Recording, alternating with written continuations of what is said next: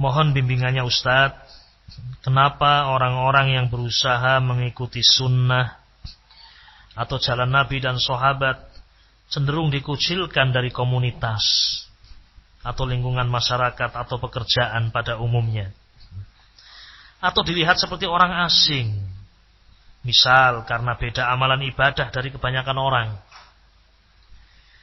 Dan pandangan dari kebanyakan masyarakat seperti itu sedikit besar dapat mempengaruhi mental. Pandangan kebanyakan masyarakat seperti itu sedikit banyak mempengaruhi mental orang yang mengikuti sunnah Nabi alaihi salatu wassalam. Bagaimana kiat-kiatnya menghadapi masalah seperti itu? Jazakallahu khairan. Wa anta jazakallahu khairan. Hidup di dunia ini sebentar. Ya. Hanya 60 tahun atau 70 tahun. Kalau sampai. Karena Nabi mengatakan umur umatku ini 60 sampai berapa? 70 tahun. Itu kalau sekarang kita baru lahir. Kebanyakan kita sudah tua-tua ini. Ada yang 50 tahun, ada yang 55 tahun. Ada yang sudah mungkin mau masuk kepala 6. Ya. Sisa umur kita ini untuk apa kita gunakan? Apakah akan kita gunakan seperti masa muda kita yang tidak punya kepedulian untuk mengerti al-haq dan berpegang teguh dengan al-haq? Atau kita berusaha untuk mengerti al-haq dan berpegang teguh dengan al-haq? Dua pertanyaan atau dua pilihan ini. Tentu orang yang pandai di dalam memilih dan dia mendapatkan taufik dari Allah, dia akan mengatakan, saya akan memanfaatkan sisa waktu saya ini untuk mengerti al-haq dan berpegang teguh dengan al-haq, karena waktu yang sedikit ini sangat berharga. Sehingga membantu seorang untuk sabar. Orang semuanya tidak sholat. Ya. Di kantor saya tidak ada yang sholat, tidak punya perhatian sholat. Saya tetap sholat walaupun dikucilkan. Datang waktu sholat, izin sholat. Tidak peduli. Karena itu yang akan menemani saya di kuburan, bukan teman-teman saya ini. Nanti di kuburan itu, ketika seorang berdiri sendiri atau berada sendiri di kuburan, kalau dia orang yang beriman, ya, datang seorang yang sangat rupawan, datang seorang yang sangat baik, indah pakaiannya dan seterusnya, menemaninya dalam kesendirian. Kemudian ditanya, siapa engkau? Wajahmu wajah yang baik, pakaianmu pakaian yang baik. Kata orang ini, ana amaluka sholih, saya amalan solehmu. Saya sodakoh kamu, saya ibadahnya kamu, sholatnya kamu, bacaan Qur'annya kamu. Ini kiat yang pertama, ma'asyiral muslimin, agar kita sabar. Yani kita ini mau memilih kehendak manusia untuk menggiring kita lari dari al-haq, padahal waktu kita tinggal sedikit. Atau kita berusaha untuk berpegang teguh dengan al-haq, dengan sunnah Nabi alaihi salatu wassalam, walaupun dikucilkan, namun Allah Jalla wa'ala meridhoi kita, yang sebentar lagi kita akan mati, kemudian kita akan menikmati hasil dari apa? Amalan kita insyaallah ta'ala. Dan itu selama-lamanya. Dunianya sebentar. Bangunan yang kita bangun tinggi itu, mobil yang kita kumpulkan itu semuanya, jabatan yang kita miliki, wallahi tidak ada satu pun yang dibawa. Maka cepat-cepat gunakan untuk sesuatu yang bermanfaat. Ya. Mau haji saja ditunda-tunda, takut mati. Nah, kamu haji tidak haji, mati juga. Nah, ya. Nunggu nantilah. Kalau harta saya sudah banyak, saya akan sholat. Ya. Lingkungan kerja saya, kalau saya sholat-sholat terus, ya saya dikucilkan. Saya tidak punya kesempatan untuk meningkat karir saya. Rusak kalau seperti itu. Ini kiat yang pertama, yakni membandingkan kehidupan dunia dan kehidupan apa? Akhirat. Wal akhiratu khairul laka minal ula. Dan akhirat itu lebih baik bagimu daripada kehidupan di dunia. Kemudian yang kedua, ma'asyiral muslimin rahimakumullah, kiat yang kedua agar kita sabar, kita melihat orang-orang yang telah terdahulu. Apa yang menimpa kita ini tidak seberapa dengan apa yang menimpa para nabi dan rasul. Apa yang menimpa kita ini tidak seberapa dengan apa yang menimpa para sahabat dulu. Ridwanullah alaihim ajma'in.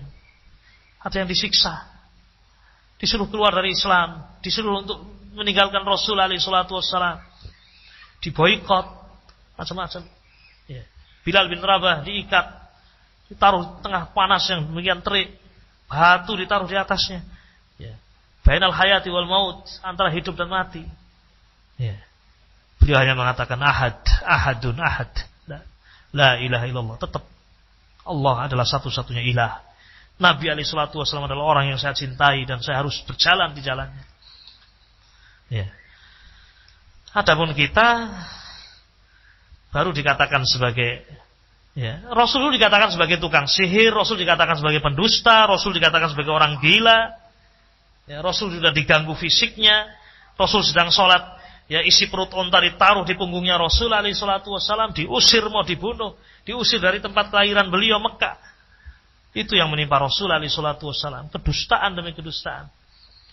Kita baru dikatakan kamu orang aneh. Kamu orang tidak umum. Kebanjiran, Pak. Kamu kok aneh-aneh. Dan seterusnya. Sholat kok di masjid terus. Mbok, saya seperti umumnya manusia lah. Santai, tidak usah ke masjid. Ya, kalau kita mengikuti itu, terbawa pada perasaan kita, ya kita akan berat. Kemudian yang ketiga, agar kita tidak dikucilkan, ya kita bagaimana juga orang dikucilkan susah juga, ya. Ya kita bagaimana bergaul dengan baik, pelajari bagaimana kita bergaul. Hal-hal yang tidak menyelisih syariat, kita bergaul dengan cara yang baik, dengan cara yang, ya. Nah, jangan kita sudah berbeda karena penampilan kita, ya. Kita lebih sholatnya sudah di masjid terus kelihatan beda, kemudian kerja bakti ikut kerja bakti, ya kan. Ada orang meninggal kita tidak bertakziah. Ada orang yang butuh bantuan tidak kita bantu, ada orang yang sakit tidak kita jenguk. Dan masyarakat kita akan melihat kebaikan-kebaikan itu dengan membalas kebaikan juga. Ada orang sakit jenguk orang sakit itu. Ya. Kalau Anda punya keahlian, punya kelebihan dalam bidang tertentu, Anda bisa bengkel misalnya, ada orang yang memusuhi Anda, mengucilkan Anda, tidak apa-apa, diperbaiki, digratiskan. Ya. Nah, Anda seorang dokter misalnya, ada orang dimudahkan urusannya, orang akan mencintai. Ya. Dan kebanyakan orang itu mengucilkan karena tidak tahu ilmu kebanyakannya. Coba sambil diterangkan apa itu al-haq. Ya. Nah, jangan menyerah. Orang pakai jenggot kemudian dikatakan, wah kamu seperti kambing, seperti apa. Ya. Jangan menyerah. Ya. Ini sunnah Rasul SAW. Saya, ya, kalau jenengan tidak mau ya tidak masalah. Saya kepingin seperti Rasul, apa saya salah? Nah, ya. Ini loh hadisnya. Ya. Pernah ada seorang di sidang. Kamu ngajari hal-hal yang tidak benar. Masa ada puasa sehari tidak, sehari puasa sehari tidak. Dikatakan sebagai kelompok sesat karena sehari puasa, sehari tidak, sehari puasa, sehari tidak. Kamu ngajarkan yang aneh-aneh. Ya. Kebetulan ini, ya, ada di hadis punya dia namanya dalam Riyadhus Shalihin. Ya. Ada itu ajarannya Nabi. Ketika ditunjukkan, alhamdulillah, oh jadi ada ya ini ya ajaran Nabi. Puasa Dawud. Sehari puasa, sehari tidak, sehari puasa, sehari... Oh, mohon maaf. Nah. Jadi sebagian orang, ya, itu mensikapi dan mengucilkan kita. Terkadang karena salah kita juga, kenapa kita tidak menjelaskan yang hak itu hak. Ya. Coba kita bergaul dengan baik. Kita memiliki keahlian apa, kita memiliki kemampuan apa. Ya, hal-hal yang tidak menyelisih syariat kita lakukan. Memberi makan fuqara, memberi makan orang-orang miskin, ya, adalah sebuah amalan yang besar. Menebarkan salam. Ya. Nah, kalau menebarkan salam saja tidak, ya bagaimana orang akan simpati pada seorang hamba? Ya, manusia akan simpati kepada orang tadi. Tebarkan salam. Masalah orang tidak menjawab urusan lain. Kita mendoakan mereka kebaikan. Assalamualaikum. Terus demikian kita lakukan. Insyaallah taala, ya. Anda tidak akan dikucilkan. Dan agar tidak dikucilkan, dakwah, ajak manusia untuk mengikuti al-haq sehingga tambah banyak, ya. Yang tadinya satu keluarga ada 10 orang, ya, hanya Anda saja yang sholat jamaah, didakwai terus, akhirnya 10 orang sholat jamaah semua. Akhirnya tidak dikucilkan di tengah apa? Keluarga. Dakwah. Nah, Rasul juga dulu sendiri di Mekah. Sabar beliau lakukan. Datangi satu rumah, sabar Rasul alaihi wasallam. Wabillahi taufik.